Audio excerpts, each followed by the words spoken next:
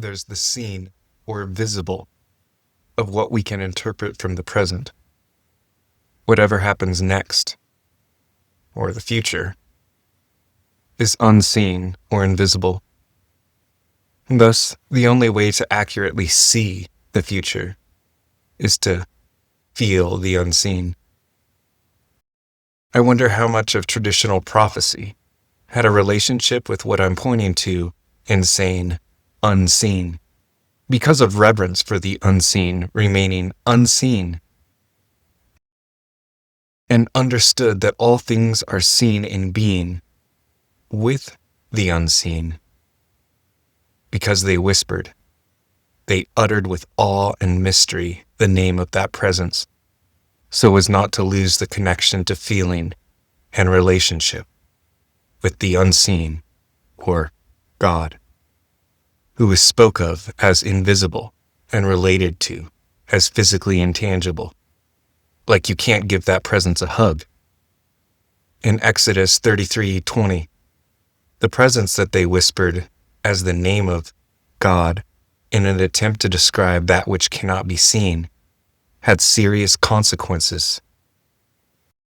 To call upon God and see God was sure death, for it was not possible to see God and still live. Quote, "You cannot see my face, for no one may see me and live." And in Bible college, I understood that per the Hebrew text, the passage spoke to an inability to see where God is, and that we can only see where God was. And so, what's seen or seeable is a product of what was, not what is. I believe what is only knowable as feeling the unseen. So I wonder what can be considered when examining the past, when it's framed as the visible aspect of God, but not the movement of God, seen through progression of the past.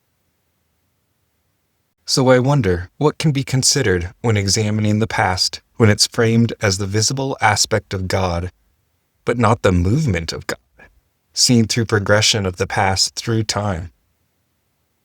And how does feeling in the present relate to the visible aspects of God?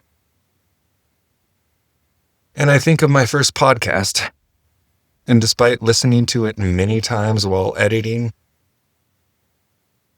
it still failed to fully occur to me then how much was missing in the conversation about looking at other people's suffering. Like, how to attempt to speak to the feelings of the unseen and unpack such a complicated subject. Because feeling the unseen seems unbearable at times, through both the horrific and magnificent experiences in life. Attempting to describe the feelings of the unseen feels like a black hole within a void, within a sea of eternity. There's no reference points, and movement and stillness seem the same. And it reminds me of the first time I began offering some meditation services under the name The Consciousness Gardener. And I had a friend ask what it meant. And I was so confused at the need to explain. Yet, the more I attempted to explain it, the more I realized was missing in my explanations. Yet, through many shifts, seasons, unlearning, new lessons, births, and rebirths, I came to a place where I could describe more precisely or accurately what consciousness gardening is. So though I don't know whether or not I'll ever be able to more precisely speak to healing the ego, or contribute in a meaningful way to the discussion on personal and collective unmet needs in the modern world, I'm certainly hopeful I'll be able to more accurately and precisely speak to difficult to describe concepts because of constant collective redefinition of unmet needs, as old unmet needs are met in new ways, and simultaneously new unmet needs arise.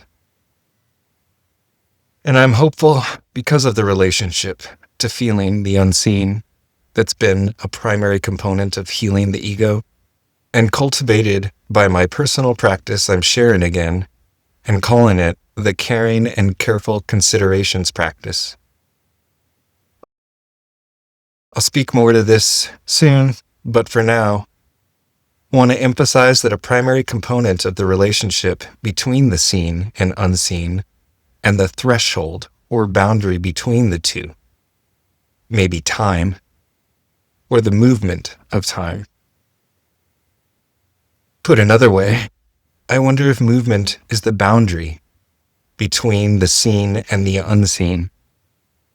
And if so, how does the boundary and contrast of the seen and unseen contribute to the perception of the ego's experience or movement through time? When the seen and unseen have been unified in my life, it's like time doesn't exist. When I first met it, the phrase timelessness seemed most appropriate. And it makes sense now. Because in unity, the boundary of time's movement dissolves. A little over 20 years ago, I felt such a profound connection to the unseen that I had to attempt to bring it into the seen. The first time I tried to write it down, the unseen felt like a torrent and gentle stream of thought simultaneously. It was an incredibly exciting, fragile, and patient experience that felt like what I understood epiphany to convey, though I never felt it before. And in that first experience of epiphany was a previously unconsidered theme that movement is life. That without the movement of our lungs and blood, that we will obviously and fundamentally die. So the concept of movement really impacted me. It still does, as I seek to see movement's relationship to our sovereignty, to address unmet needs felt in the unseen and seen in our experience. And I wonder, is sovereignty only possible with both the seen and unseen? And I feel it's thematic to the personal and collective perception of feeling and experience. We have an inner world and an outer world. And I'm definitely trying to illustrate as many relatable words or phrases to emphasize the limitation of language to convey the systems we use. Whether it's the seen or unseen, as I'm saying, or the inner or outer experience, or even the masculine and the feminine, or whatever else points to that relationship. They operate or are visible through movement.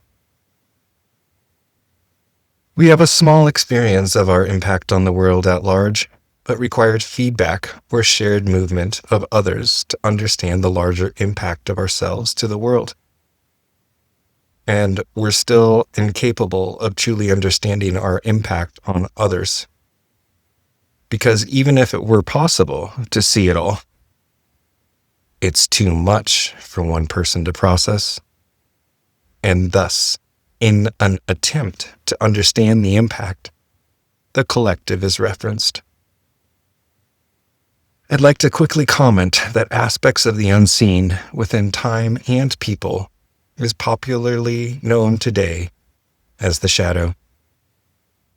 Yet this designation and orientation is but a small part of the unseen, as it applies to personal awareness of the unseen within oneself.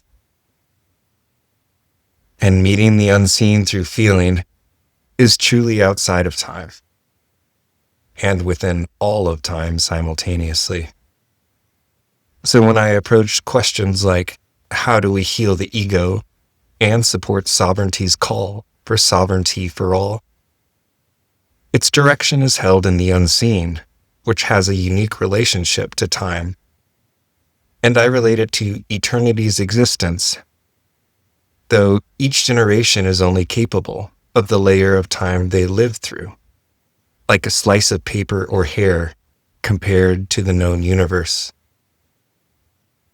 The direction for sovereignty's call for sovereignty for all, from the unseen, within time, represents the facet of healing the ego that is possible. And though the seen points to a minuscule or negligible impact, the unseen's relationship to time has two significant dimensions to it.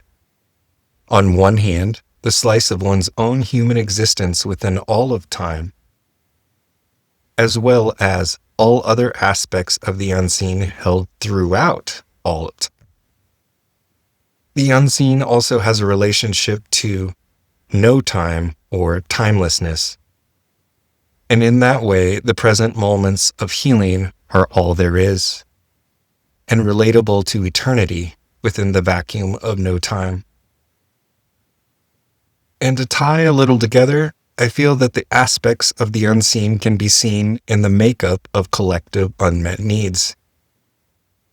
And looking at those unmet needs within the safety of one's personal presence of inner awareness gives direction to personal sovereignty that's in line or symbiotic with the collective's path towards sovereignty. I wonder now, and realize how much further discussion remains, how the unseen holds union and polarity, and feel that union with the unseen is always reflected in the seen and felt as resonance. Yet polarity or separation with the unseen is felt as confusion or disconnect, because in the place of unseen that there is union, both conscious and unconscious, the presence of God. Yet there is union compared to the seen, where there is only a witnessing, an after God passes. Or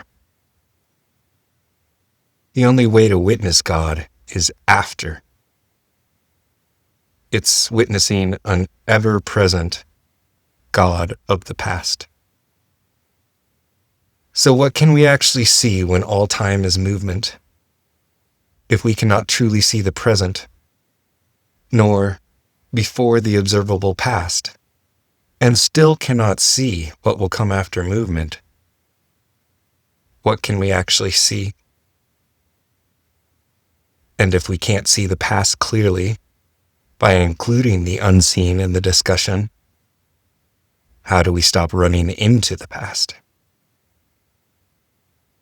I believe we meet the unseen where it is, both in the observable present, as well as within ourselves. And we cultivate the relationship with the unseen within the safety of our own presence. So I ask, is collective sovereignty possible without personal sovereignty?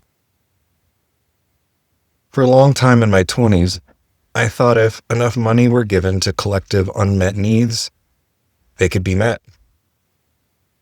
Yet it took integrating the wisdom shown in the life of Jesus, Yeshua, that those said to be capable of all things, Yeshua did not save everyone, but only a fraction of those seeking healing at that time, and certainly not addressing the unmet needs within the seen and visible history of the time. Yet what was done was a liberation of the unseen to personally guide each individual to personal and collective sovereignty through honoring the relationship of the unseen presence that dwells within each human, commonly connected to the breath or spirit that gives life, which can't be seen. And so today it seems like many can't perceive collective sovereignty as a collection of one's own personal impact on the collective, instigated by feelings of powerlessness, confusion, despair, anguish, grief, and many other challenging and heavy emotions.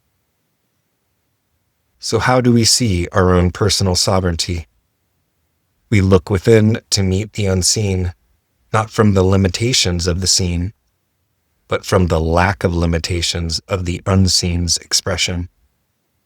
And ask, how does personal sovereignty call for personal and collective expression? And how does the actions toward collective and personal sovereignty impact the perception of the seen and unseen? In my life, the union of the seen and unseen has expanded and refined my perception of personal and collective sovereignty. From the clarity of insight felt in the unseen, I've noticed resonance with personal sovereignty that points to my perception of collective sovereignty. And honoring the path of movement towards collective sovereignty expands and refines my own personal sovereignty. So, how does the separation of personal and collective sovereignty reinforce perceptions of the seen and unseen? In short, I feel it normalizes collective and personal dissonance. And naturally, as union reflects feelings of resonance, so separation reflects feelings of dissonance. And the unmet needs of the modern age are further normalized as socially acceptable. We are told to follow the model of fragmentation and separation, that we can disconnect from the unmet needs felt in the personal experience of the unseen by submitting personal and collective sovereignty to meet the unmet needs, to disconnected personal and collective dissonance and standardization of the eternally changing nature of the unseen, reflected in the seen as movement through time.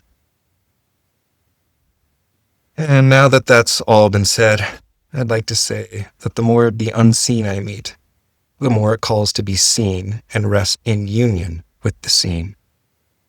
And I also believe what is seen calls for things that are out of union to dissolve and return to the unseen.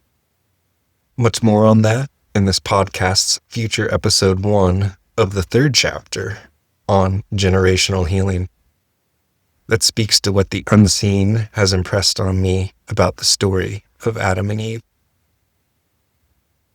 So I genuinely thank you for listening and joining the conversation. It may be obvious, I'm drawn to larger, big picture perspectives in life, but I'm certainly capable of missing a tree for the forest. And in this podcast, there's the constant unfolding of the unseen to account for collaboration for collective perception.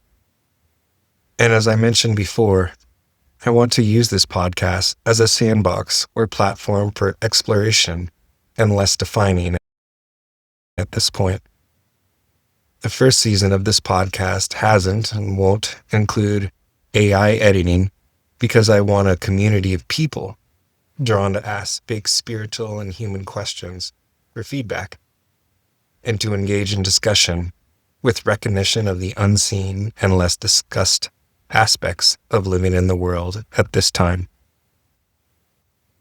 So please leave your thoughts, questions, and caring and careful considerations in the comments. With that said, I'll bring this episode to a close. Thank you so much once again for your time and careful and caring considerations. And I hope you're well. And I hope you're left with questions and insight into your personal and collective contribution to sovereignty.